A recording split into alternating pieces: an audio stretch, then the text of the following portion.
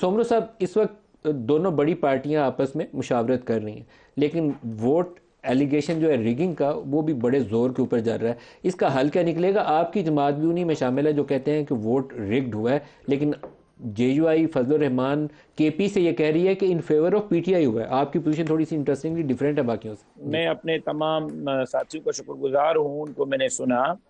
اور ابھی میرے ایک بھائی نے جناب بلاول بھٹو زرداری صاحب کے بارے میں فرمایا کہ ان سے سیکھیں، اور بلاول نے آج کیا کہا ہے۔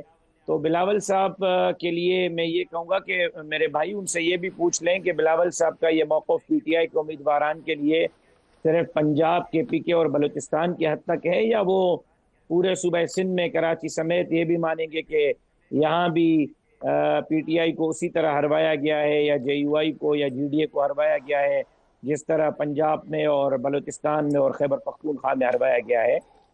بات یہ ہے کہ آپ کی بات بالکل ٹھیک ہے۔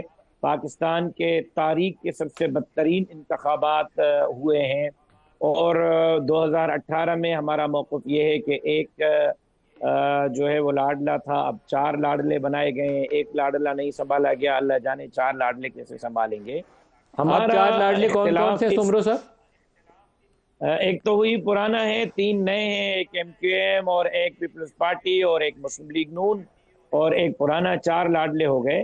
بات یہ ہے کہ ہمارا اس معاملے پہ نہ پی ٹی آئی سے کوئی اختلاف ہے، ہمارا اس معاملے پہ نہ مسلم لیگ نون سے کوئی اختلاف ہے، نہ ایم کیو ایم سے کوئی اختلاف ہے، نہ پیپلز پارٹی سے کوئی اختلاف ہے۔ ہمارا اس معاملے پہ اختلاف، اعتراض، شکوہ، گلہ الیکشن کمیشن سے ہے، اسٹیبلشمنٹ سے ہے، سپریم کورٹ سے ہے۔ ہم سمجھتے ہیں کہ یہ میچ فکس تھا۔